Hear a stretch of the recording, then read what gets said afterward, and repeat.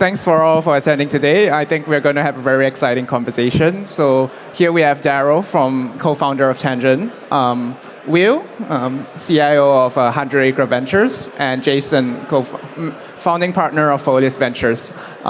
So to kick us off, maybe you guys could just give a brief introduction to what you guys are doing and how you guys are thinking about investing in Web3. Yeah, thanks for that. So my name is Darryl. I am one of the co-founders of TANG, which is an angel fund specializing in very early stage pre-seed or seed startups in Web3. Previously, I was a principal from Defiance Capital and started TANG 3 months ago. My name is Will, founder of 100 Acre Ventures. We do a lot of investing in DeFi primitives, NFT primitives, and more recently a lot more in the kind of gaming and broader infrastructure space. And I'm Jason. I founded Folius last year in September.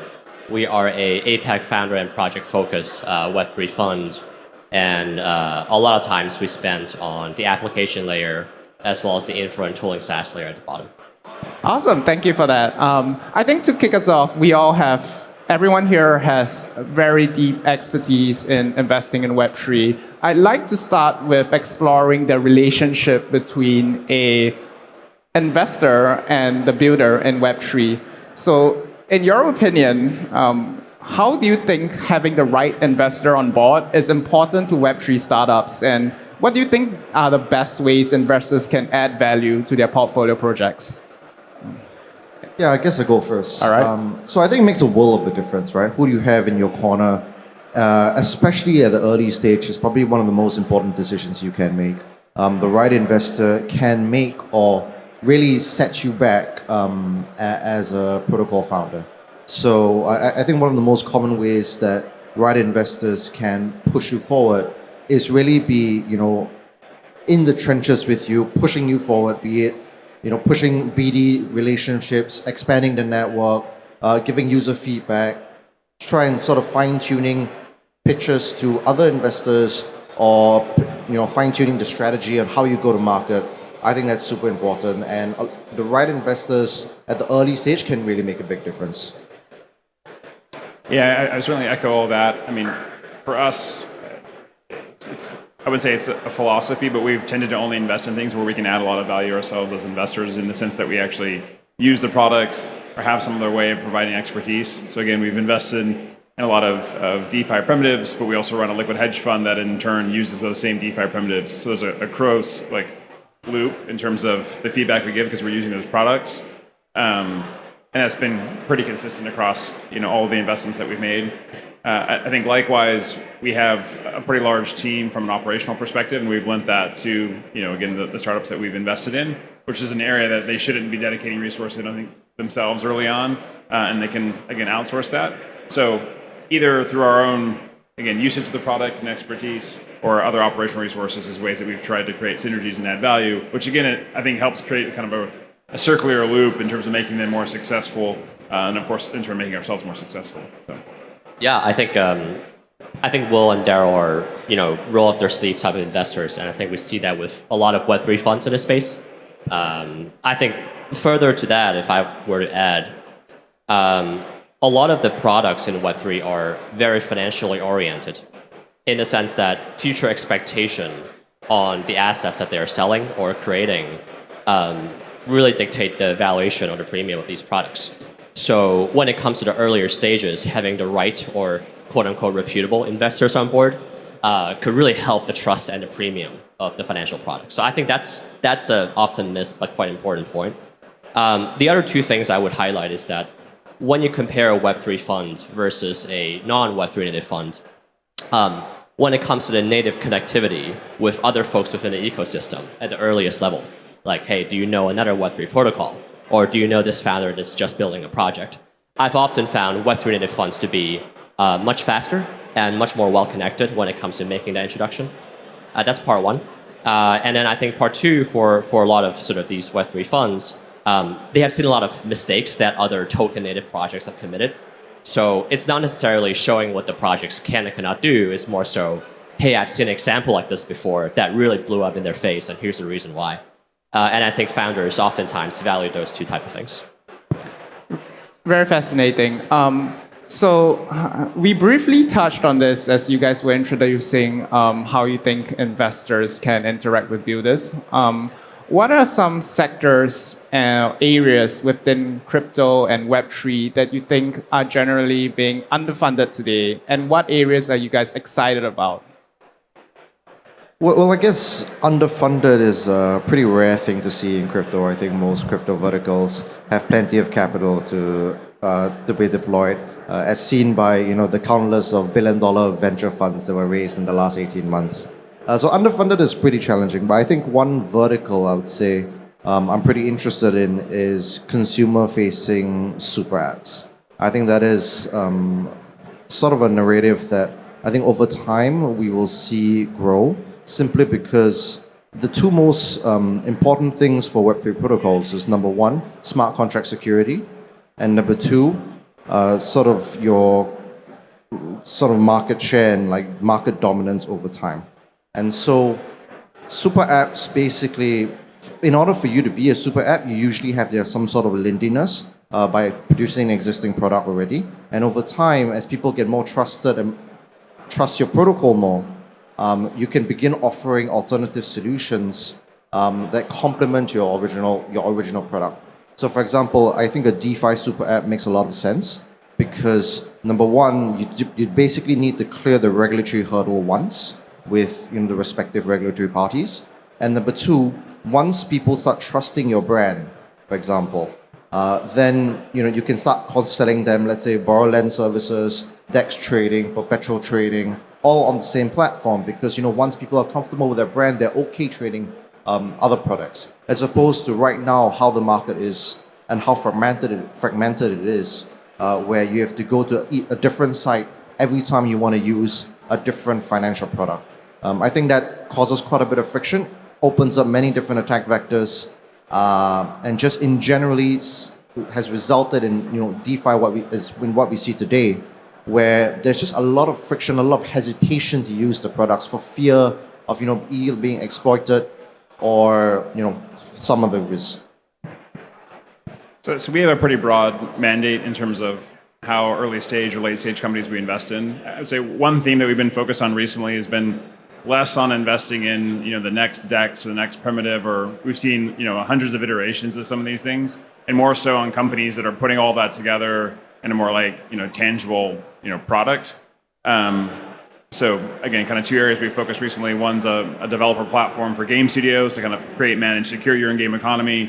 Clearly, there's a ton of hype around on-chain games. There's a ton of hype around NFTs.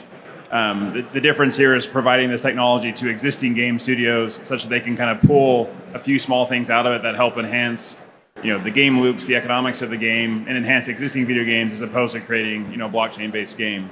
Likewise, we've invested in called an infrastructure platform that makes it easier for full stack developers to incorporate certain Web3 protocols. So if you want to use Arweave or Filecoin for storage instead of an S3 bucket, it gives the developer the tools to do that in a very simplistic way. So kind of bridging the gap between Web 2 and Web 3, building products on top of these primitives versus just at the very kind of most nuanced base layer has been a big area of focus for us, because really that's kind of where we see again the next wave of capital coming in, the next wave of adoption is businesses being built on top of these things versus again kind of the 100th iteration of a lending.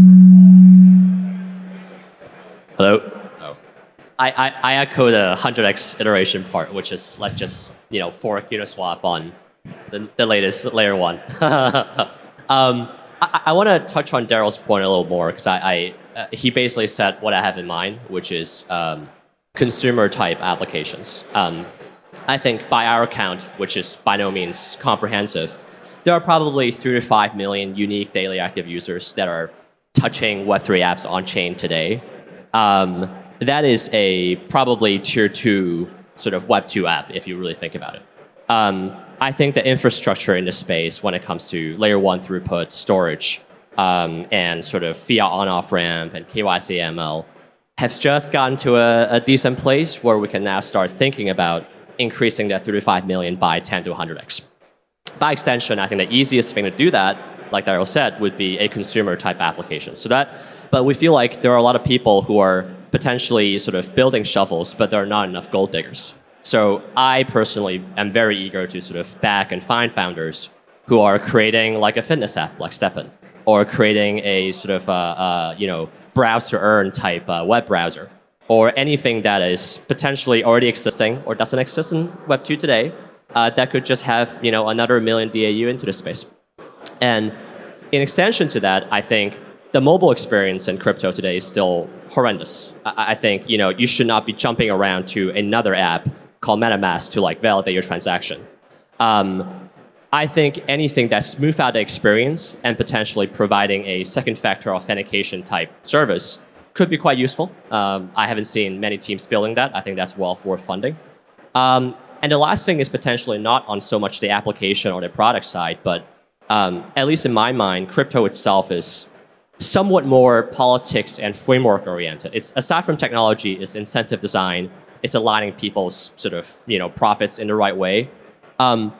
Because everybody was sort of like really busy building a product, they can't or they don't have time to think through things from a first principle perspective and just end up taking the design from other token projects. Why should we have a linear or exponential type inflation curve like Bitcoin? It doesn't have to be. Why can't we incentivize users that used to be stakeholders but no longer are, and why are we still paying them? So I think sort of aligning incentive type of token designs is sort of a frontier that not a lot of people really tackled yet. And I don't know how you fund that, but if the teams exhibit those characteristics, we're also happy to throw in a check as well. Yeah, and just to add on to what Folius is saying, I think by and large, if you're trying to reach the next 100 million DAUs in Web3, you probably need some form of third-party custodial solution for tokens. I don't believe that 99% of the population will be able to comprehensively self-custody their assets on chain. I think that's a bridge too far for most people. And even now, like for a lot of Web3 users, people are consistently being concerned about getting exploited, getting hacked.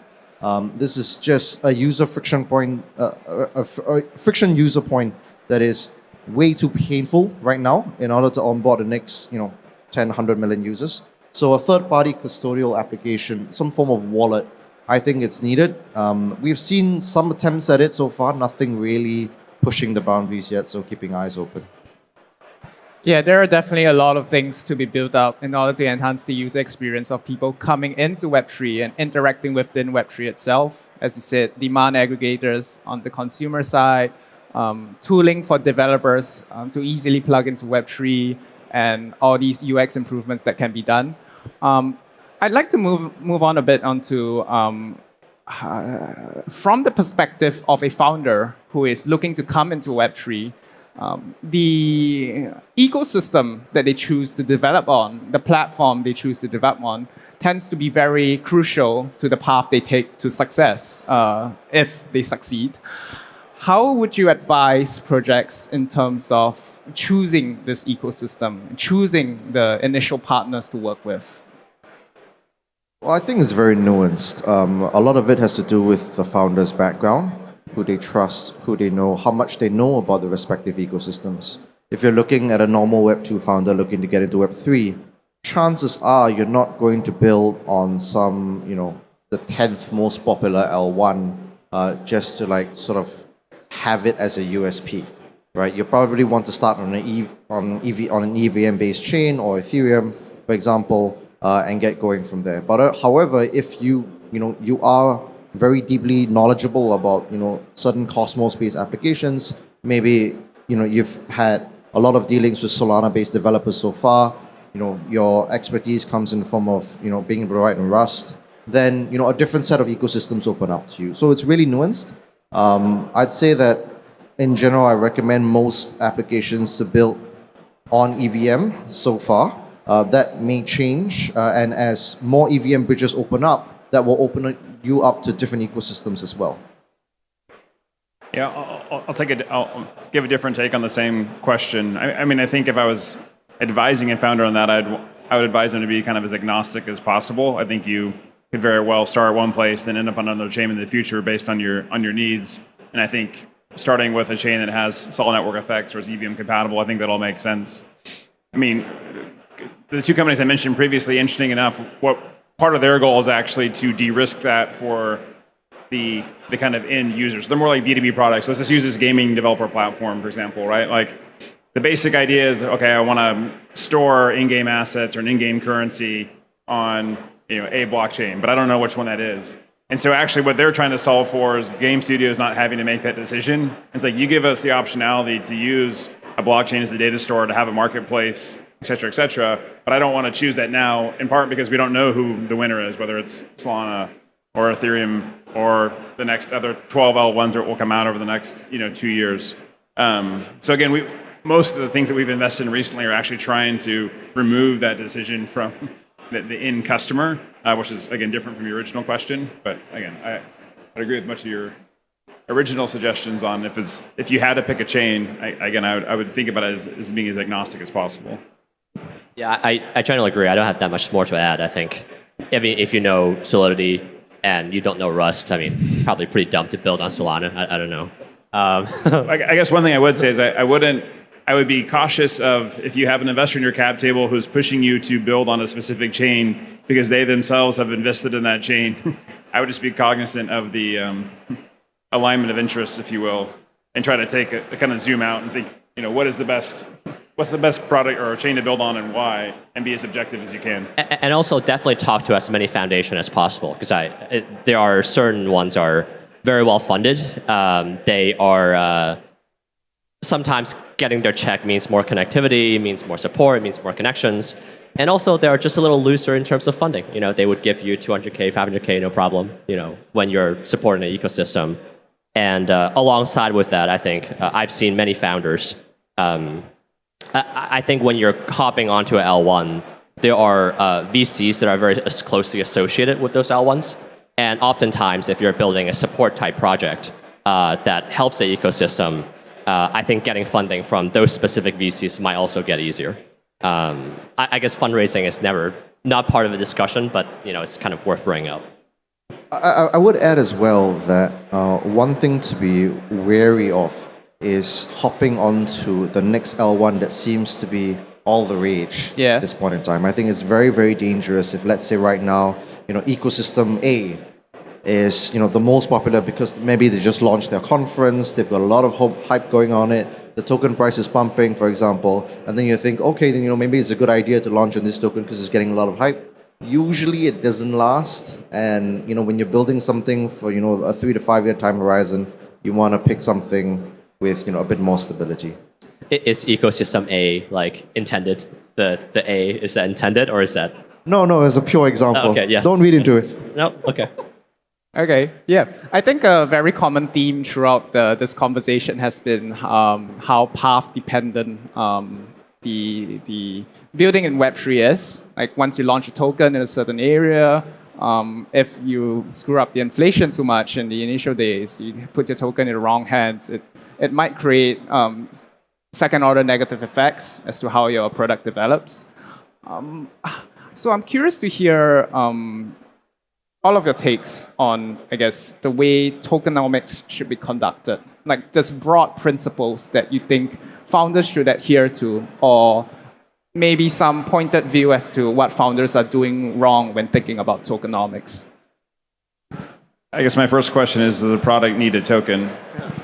Because I think a lot of things, will raise money through a token, and then you can kind of question whether a token is required. So that would be my first question about token economics, is a token or not.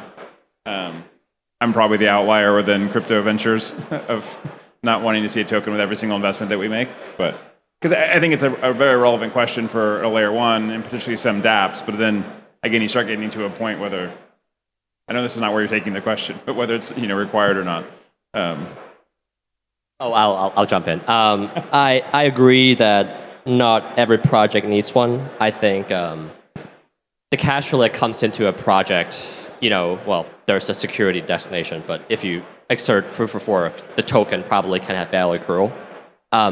Upon when a token is launched, I think the team has to make a decision as to when the cash flow comes in, does it go to equity or a token? And the decision to make a token, part of it is also, I think a lot of teams decide to do it, is that oftentimes the risk premium that a token can capture in the public market comes way sooner. and it comes at a much higher valuation than equity would. So you create a project, you create a token, $5 billion valuation, dump it, make money, and move on to the next one. I think the one pitfall I would, if you were to go about with a token, is I think having a market price being set on your project on a token side drastically limits one's maneuverability in terms of setting the valuation for your future fundraises. OTC rounds, when the company needs to sell treasury, often happens at a sort of 30% to 70% discount to the then prevailing secondary market price. So launching your token at the wrong time at the wrong price would basically mean potentially being shut out from the fundraising market versus a project that's still private. That's part one. The two other points I can probably make is that having a token as potentially incentive to the users when using your protocol could potentially drastically change the user profile. And I think there could be more designs that, for example, instead of earning a lot of money, maybe capping it to just earning your money back for certain type of activities. Upon that kind of design, I think the user profile becomes from moving from a pure user to something extremely rent-seeking to maybe still a user, but just kind of want a bit more money to be earned from using your product. And then the last thing, and I think this is still very much an experimentation, is that you have to be really cognizant of sort of forcing your users to come back and contribute to your projects after they have gotten the token. If you sort of give them a bunch of tokens up front for what they have done and sort of allow them to just sit on the tokens and do nothing afterwards, I don't think that's extremely healthy design. So you just kind of be very cognizant of it when you're designing the inflation mechanism. Yeah, and just to add, I think first and foremost, the introduction of a token has to fundamentally improve the value proposition of the protocol. If the token does nothing and serves as just a speculative vehicle for the protocol, you probably shouldn't be launching it at the time. So number one, it has to improve the user experience in some way, be it improving the security of the protocol, further decentralizing the protocol, improving the user experience of the protocol, for example. These are several examples of how it can be done. The second thing is that I think a token, if you do launch a token, I have the view that the token should be the main vehicle where value accrues. And this is debatable because in a lot of real-life examples today, you have value accruing to both the token and the equity in, perhaps not the fairest ways. So I'm of the view that if you do launch a token, 100% of the value should accrue to the token, and your token holders should be able to receive rewards or dividends as such, right? I think a token should be thought of as an improvement to equity, as sort of an ownership vehicle of whatever protocol that you're building. So these are the two things. And lastly, I think using tokens to bootstrap initial adoption of the protocol is you have to be very measured with it, because a lot of times you can fall for increased usage or increased activity of your protocol and perceive it as product market fit, whereas in reality, it is just users farming your token, and once that token incentive is gone, your users are gone just like that. So that's something that has to be, really thought of. And this isn't to say that you shouldn't be using tokens to incentivize people, but it should be done in a pretty measured way. And I think right now, protocols have sort of understood this playbook or this narrative to an extent, and have been able to put out measures that consistently engage with the users, and also give them, a little carrot at the end of the line for them to continue engaging. Just piggyback on your comment, I can't agree more in terms of having a token that accrues value. So if there's adoption of this, company, this app, etc., that value should accrue to the token. What's frustrating in the space right now is that there's this kind of like regulatory barrier for this always happening. So I think OpenSea and LooksRare is a good example, right? Where LooksRare's token actually, I think it's a very clean token economics in the sense that if you stake Looks, right, you get your pro rata share revenue on the platform. So it's actually a pure pass through of equity, which to me is a very clean, token design. But a lot of companies, don't do it because then you're worried about looking like a security. So they have an anon team, they do it, it's fine. And then you have these other kind of I won't say convoluted, but these like workarounds like, oh, well, the value accrues to the treasury. This is a governance token. At some point in the future, we'll figure out how to get this governance away. So there's these kind of like hurdles that people are navigating, I think, unfortunately because of regulation that gets in the way of having that perfect alignment. But I think where we all want this to go is exactly that. You want that perfect alignment. And there are cases of that out there. And there's unfortunate cases where it's not aligned, not because the team doesn't want to do that, but just because of other hurdles, in this case, regulatory. So. Awesome. We briefly talked about product market fit. I think Darryl, your point was very crucial there. Let's talk about founder product market fit. Like, in your opinion, where do you see the most successful Web3 founders coming from? Where do you see common themes between founders you think will do better in the Web3 space? I wouldn't say that there are noticeable common traits specific to Web3. I mean, all successful founders will have several, common traits in any startup, right? But I think founder market fit is a pretty important aspect that we look at when investing. Basically, the question we're trying to answer is, how does this founder, is he uniquely positioned to solve the problem that he's trying to solve? Right, and sort of we're hoping the answer is yes, so that we can continue with the investment.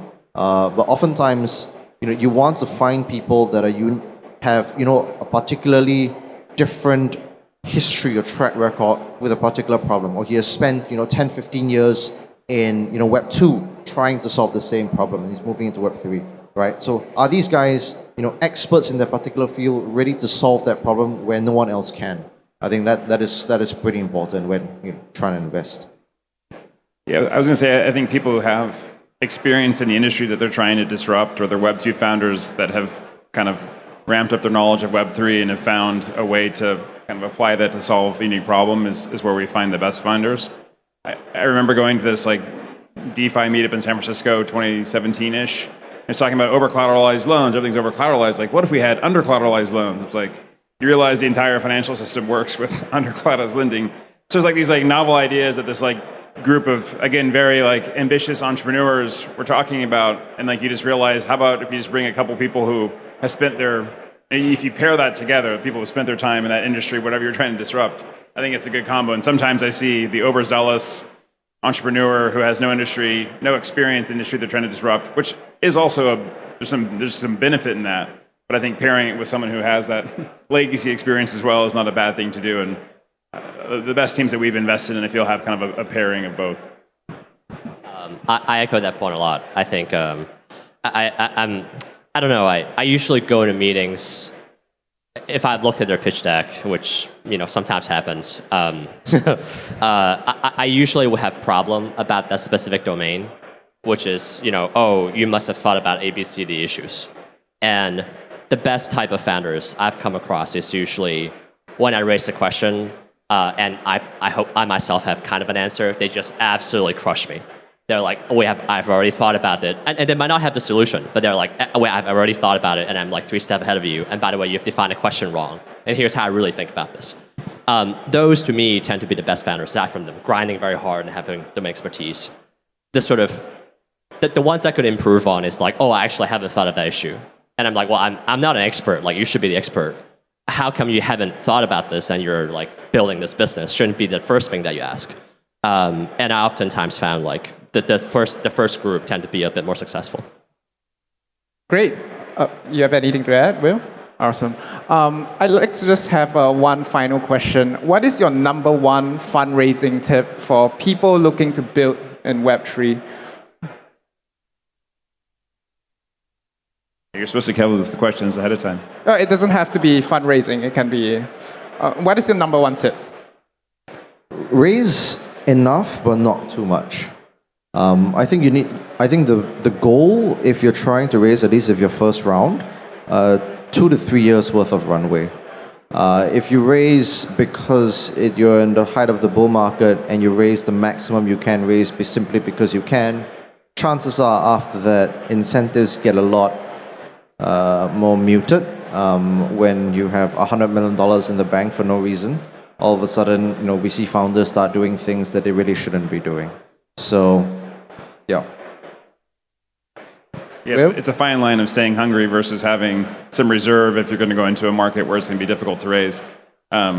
This probably goes without saying, but I think you should have a clear explanation of why you're raising, or like how much you're raising and why. And it's fine if you have like a buffer because we're worried about being in 2 years.